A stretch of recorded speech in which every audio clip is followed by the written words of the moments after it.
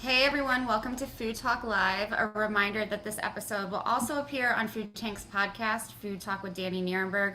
So please sign up wherever you listen to podcasts. Today I get to chat with Amy Wu, who is the founder and chief content director of From Farms to Incubators, which is a multimedia platform that uses documentary video, photography, and the written word to tell the stories of women leaders and innovators in food and ag tech. Amy is joining us from Rhinebeck in the Hudson Valley in New York. Amy, it's so great to see your face. Thanks for doing this. I hope everyone in your community and you are all safe and healthy and hunkered down right now. Yes, thank you, Dani, for having me. It's great seeing you again, this time virtually. Yes, thankfully everybody is, I'm safe and my family is safe as well during these times. Yeah. So good to hear. You know, you and I have been part of some interesting discussions over the last year around agriculture and technology. And one of the things that I've been so inspired by during the COVID-19 pandemic is how many farmers are quickly changing their practices and incorporating technology into how they are, reaching clients, how they are thinking about, how to grow food, how to get it to people quickly, how they can keep themselves safe and their clientele safe.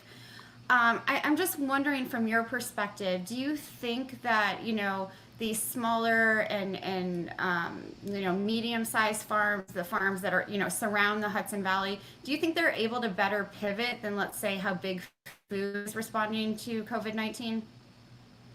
That's a really great question. I mean, here in the Hudson Valley, certainly many farms, majority of them, I would say, are small to mid-sized farms. Many of them owned by family as well.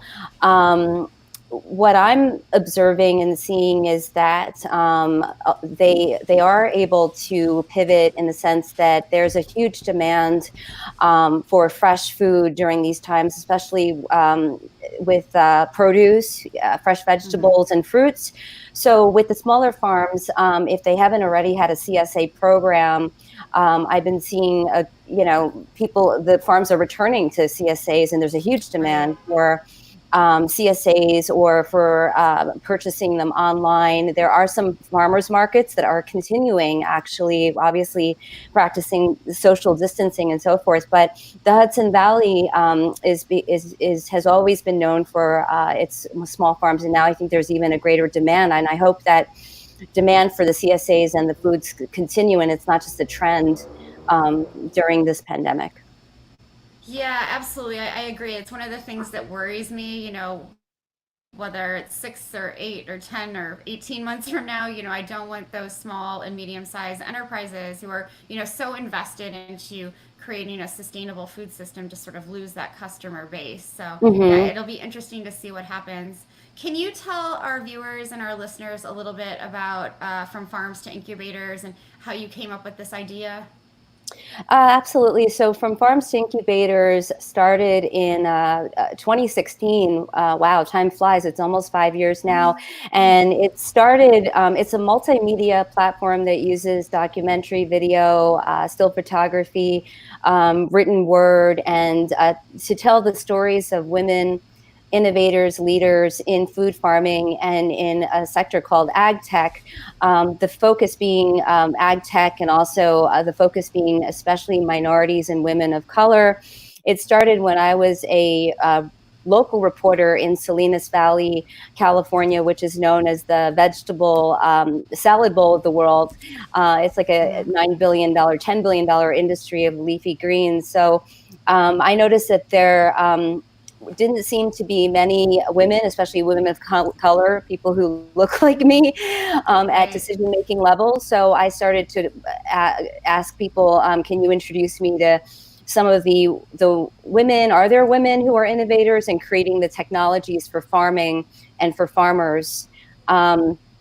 And Dani, I think it does go into the earlier question that you had, Mm. particularly during this pandemic and crisis, because ag tech is a area where different technologies are being created to address the challenges that farmers have been facing. for a Right. while now, everything from labor shortage to water and land shortage to the loss of air, like farmable soil. And it comes from climate change and global warming obviously play a huge role in it. But think with the current pandemic we're in, there's even greater challenges for farmers too. Yeah. Well, and I think also some opportunities, right? I mean, there's a lot of ways that folks are, I think, experimenting. You mentioned, how some farmers markets in your area are practicing physical distancing and still Hmm. meeting customers and doing sort of drive up kinds of things. Yes. There's more sort of digital marketing going on, which is Hmm. something that not all farmers Yeah. are involved in because they're busy farming. So Right. I think there are some opportunities there and opportunities maybe for collaborations.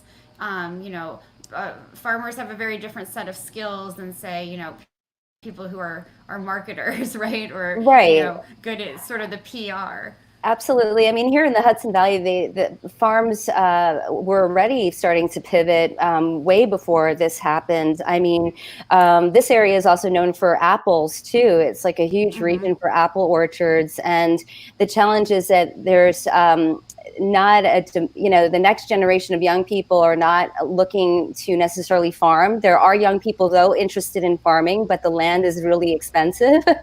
Sure. So farmers had been moving into areas even like hard, cider or other Mm-hmm. areas, events, um, you know, events to connect with customers. So there's Right. all kinds of creative ways that I've seen the farms try to pivot and to stay not only alive but to thrive as well. Yeah.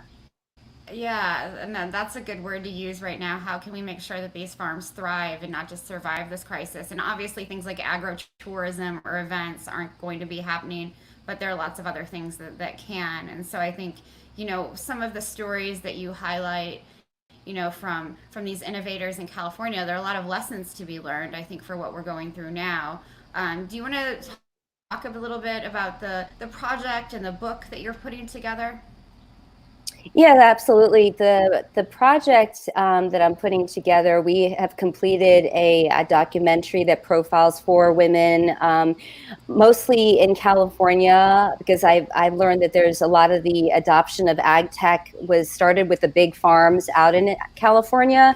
So these women are out maybe dealing with the growers in Salinas Valley, and there's a connection with Silicon Valley as well. So Mm-hmm. what's next?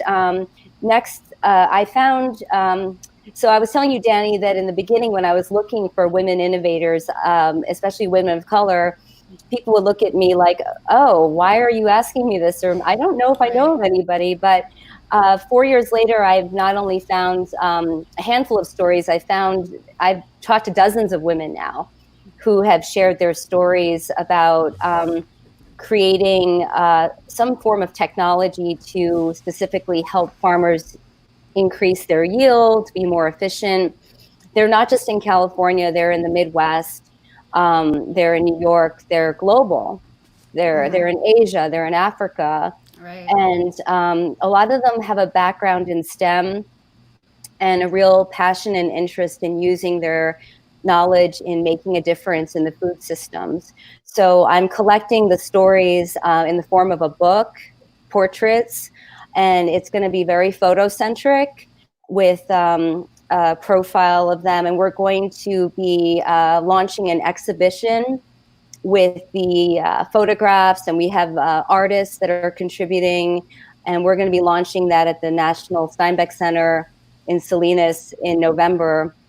We're hoping to actually also extend it to a virtual exhibition, Dani, because the thought is the stories and the content should not just be limited to California, but rather Right. have a global audience. And I think there's a lot of topics within that really that can really be discussed on a global level as well. Absolutely. And what I love about the book project and your documentary is you're really changing the face of what ag tech looks like.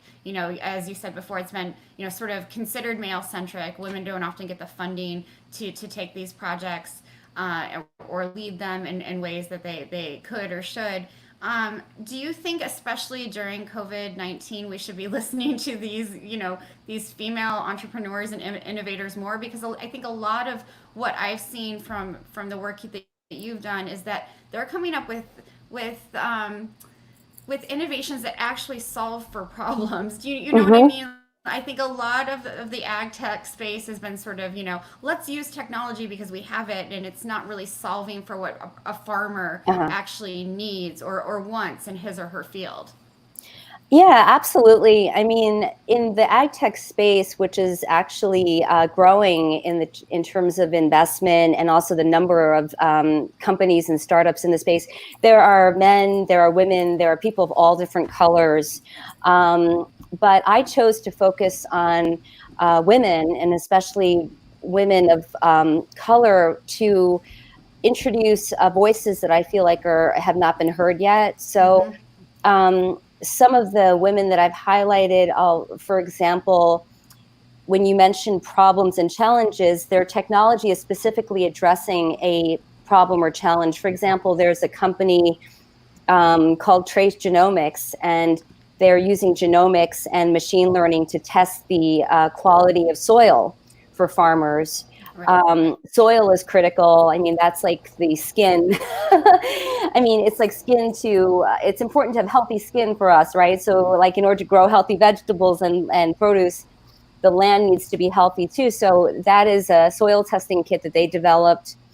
Um, Another woman I spoke to recently, she's in the Salinas Valley. She has created a whole data system that farmers can just log into on their mobile phones, on Mm-hmm. tablets, and it follows like 600 different kinds of commodities.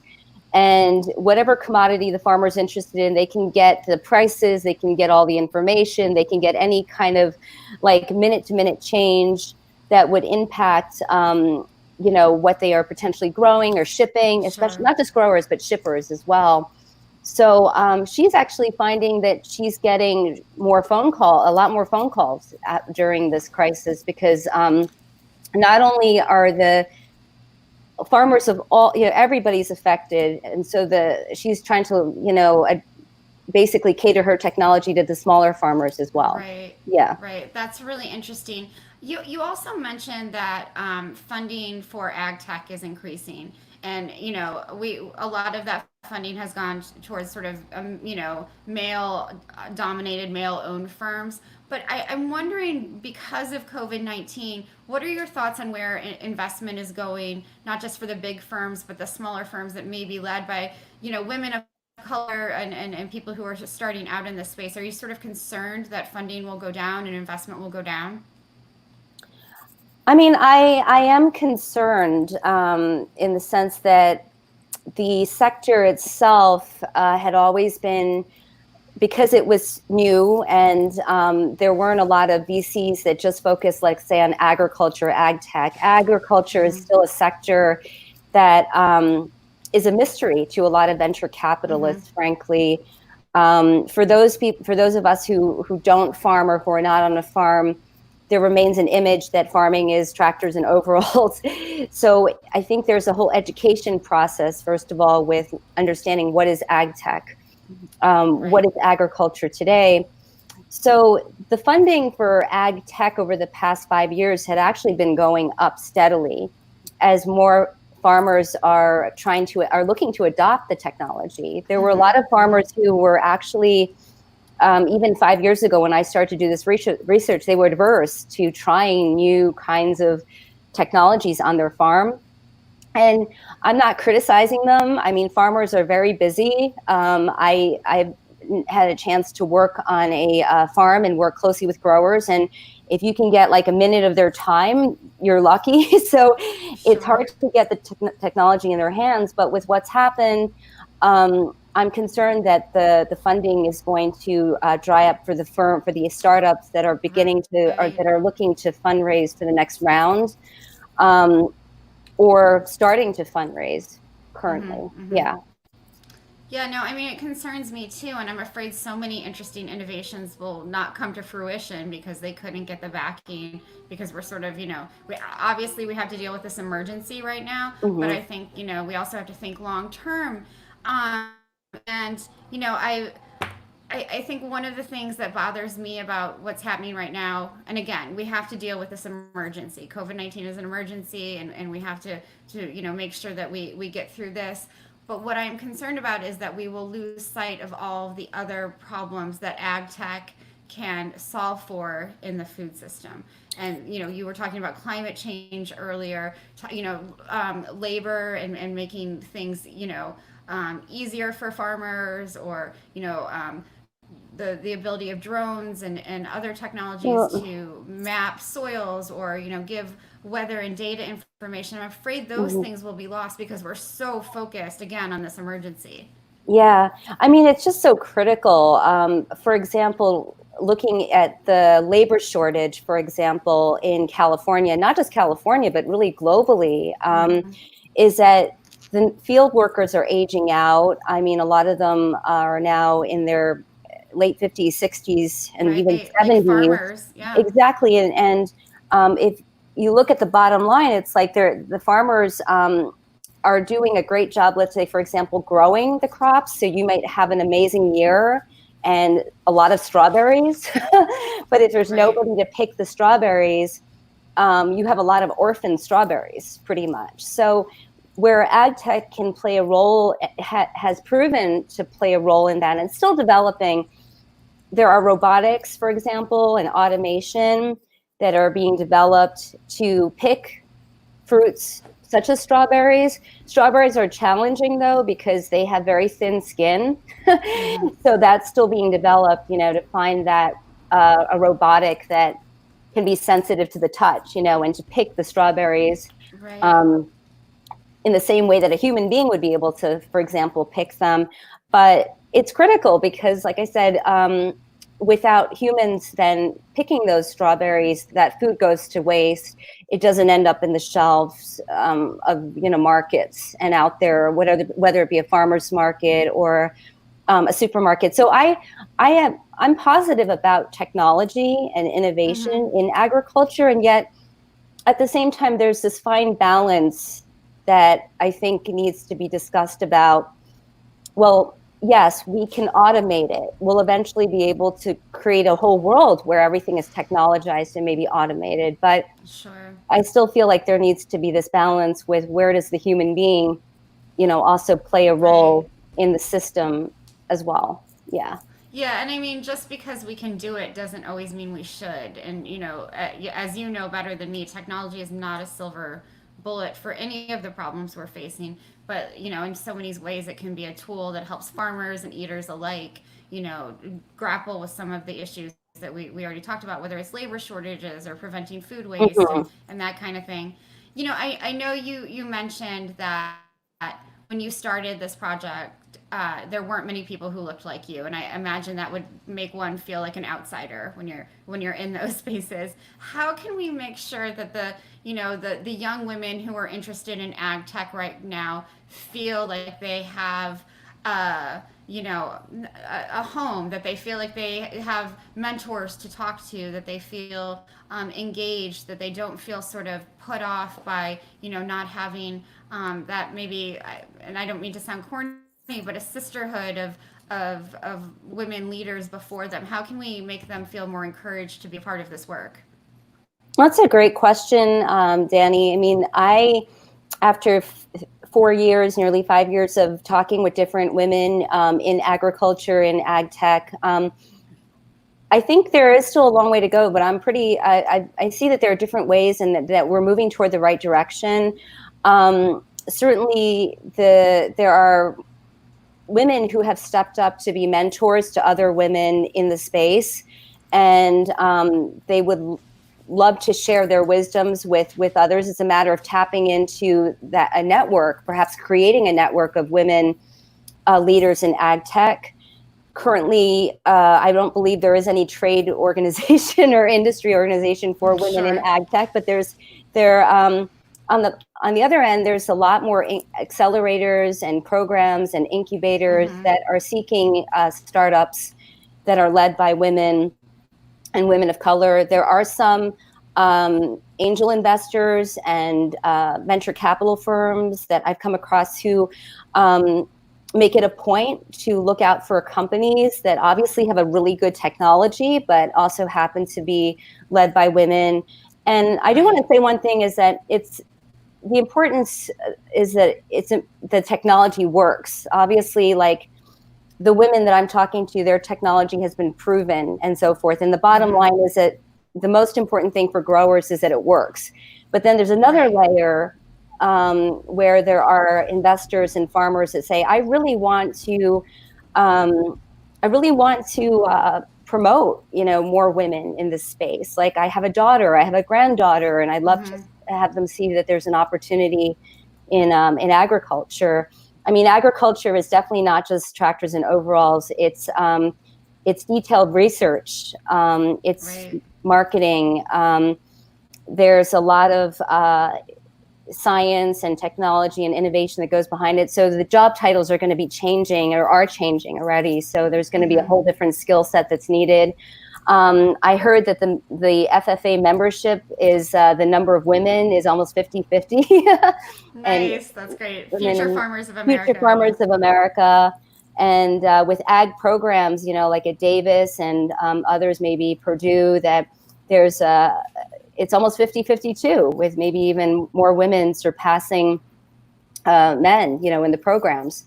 So all of this is promising. And in the end of the day, I feel like it's great to just have youth, young people who are interested in agriculture, because it's much more than just what people maybe in their minds still think of agriculture. So I don't know, change takes time, but I see it happening. Absolutely, and so do I. And it's been really inspiring, like in the work that Food Tank does, to see so many young women, sort of step up and take on these leadership roles and be really involved. Because when I was growing up, and even in graduate school, there weren't as many sort of women who were studying the science of agriculture, the technology of it. So it's really, really encouraging to see, especially right now when I think we need more of these hopeful stories. Just to sort of make us all feel more positive. So to end on that note, Amy, I'm wondering if you can share, who's really inspiring you right now. You meet so many incredible people in your work, but is there a particular person or organization that you're just, feeling very hopeful about right now? Well, I am hopeful, definitely, and I've met so many different kinds of individuals, from entrepreneurs to leaders at a corporate level. It's hard to name, I would say, like one person who's inspired me or who I want to particularly highlight, but I would say that the women that I am highlighting in the book, there's going to be 12 of them, but there's so many more. I mean, there's just so many more women. So we're hoping to collect everybody's stories eventually, not just in the form of a book, but on the website, and also share their stories worldwide. I would have to say that the traits that I am inspired by the women is that they are fearless, and they are relentless in their goals, meaning startups already have a really challenging time. Any startup in any industry, there are statistics showing, the number of startups that fall by the wayside, frankly. Yeah. But what's amazed me is that every woman that I have followed from the documentary onwards is still in AgTech, is still with their company, still trying to raise money.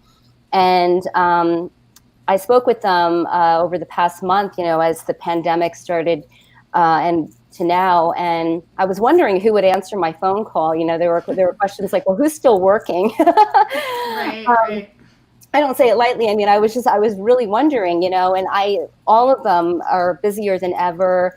Some of them have even gotten more interest because of their innovation and technology. So I'm confident that I have a lot of hope that their companies and their startups will survive this challenging time, and I'm keeping my fingers crossed for that. And also, as for AgTech as a sector, I remain pretty positive about it, despite what's happened, because as we can see with this crisis, education and medicine are certainly at the forefront. We can see now that it can be delivered through innovation and technology. Things still need to be worked on, but I think agriculture is part of that as well. Absolutely. I couldn't agree more with you actually. I think it's such a positive time for watching how these innovations can be part of the solution. You know, that technology, which is often thought of as sort of, looked down upon or thought of as, blamed for lots of stuff or thought of as a little bit evil. There's really all these amazing technologies that are taking place that can work on a small or medium scale, that can help farmers of all sizes and do a lot of good in the world, especially right now. Amy, if people want to find out more, they can go to your website, farmstoincubators.com. Is that right? Yes, they can go to farmstoincubators.com, and we are going to start rolling out the stories toward the end of the year. The book is coming out in 2021, and I want to thank you, Dani, for your contribution to the book as well. We are highlighting not just the portraits of the women, but we have different women leaders in the food space that have also contributed. There are some essays to it as well. So really excited about it. So I'm just hoping everybody will follow up with us on the website regularly and also on our Facebook page too. Yeah, so again, farmstoincubators.com. I'm honored to be a part of this project, really honored to know you, Amy, and all of the incredible work that you do. A reminder that this conversation with Amy will also appear on our podcast, Food Talk with Dani Nierenberg. And please join me back here at 1 p.m. Eastern Standard Time tomorrow when I'll be talking to Pekka Pessonen, the Secretary General of COPA, which represents European farmers. Thanks again, Amy. Please stay well. Thank you very much.